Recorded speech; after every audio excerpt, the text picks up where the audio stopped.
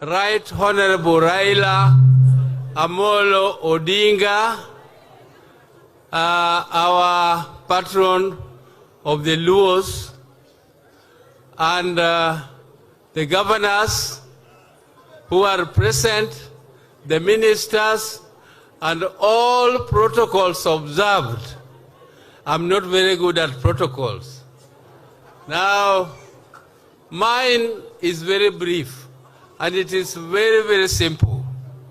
My role is to welcome you as the son, the eldest son of Jaramogi Oginga Odinga, who was the founder of Luo Union.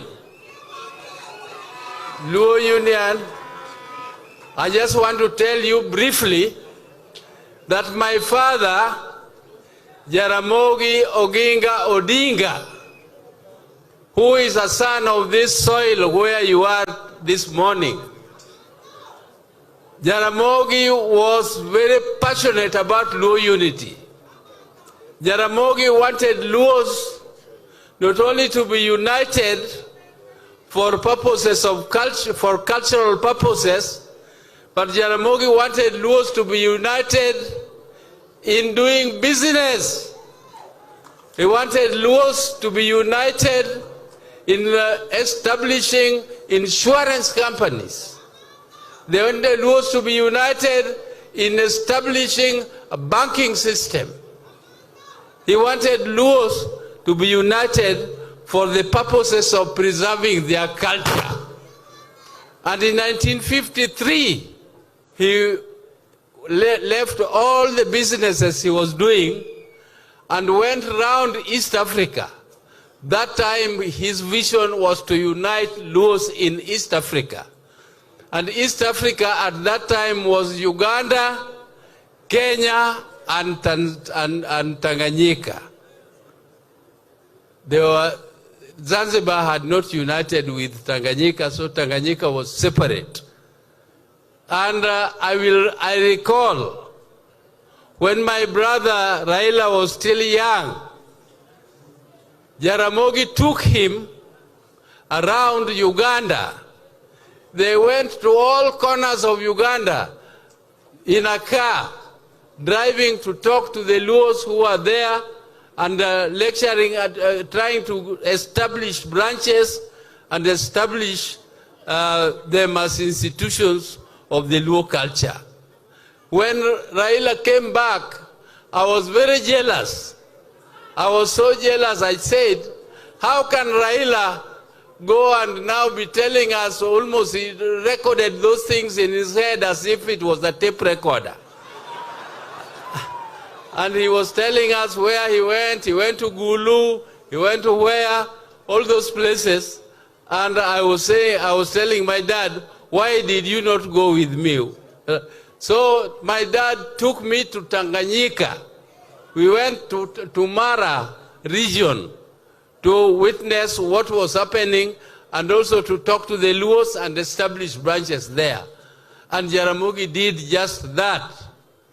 You know, you all know what happened to Luo Union, the original one. Because that did not only happen to Luo Union, it happened to all the other organizations which were bearing tribal names. But we have revived it, and now it is called Luo Council of Elders here in Kenya, and we want to establish a foundation for Luos not only in Kenya, but Luos all over the world. We have started with the Luos who are in the neighboring countries. We have started with the Luos in Ethiopia, the Luos in South Sudan, the Luos in Uganda, the Luos in DRC Congo, the Luos in Tanganyika, and the Luos in Kenya. I did not know, and I think many of you don't know, that there is a group of Luos in Congo, northeastern Congo, which is bigger and larger than you people here in Kenya. You think you are the largest group.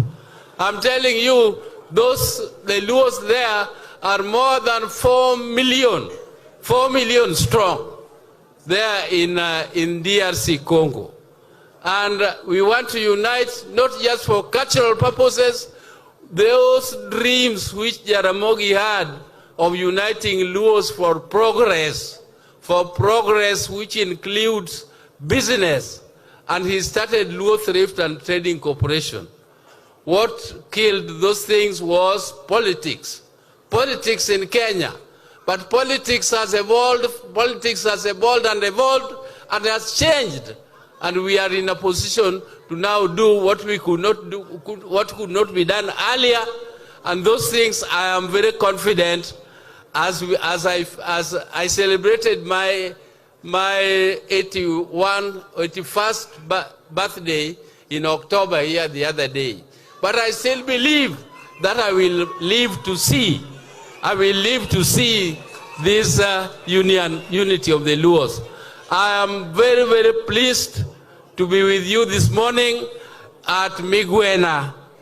Migwena, where we are placed today, is where my dad, this was a place where people used to meet for sports, for different cultural activities and sports.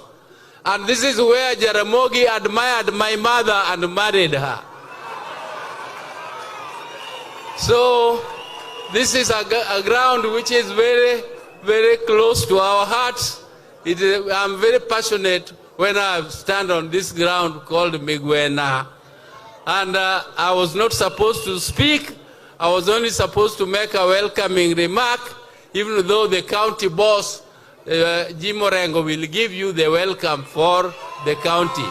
But personally, I have given you a welcoming remark for this and also give a brief history of what I know about Luo Union. Thank you very much.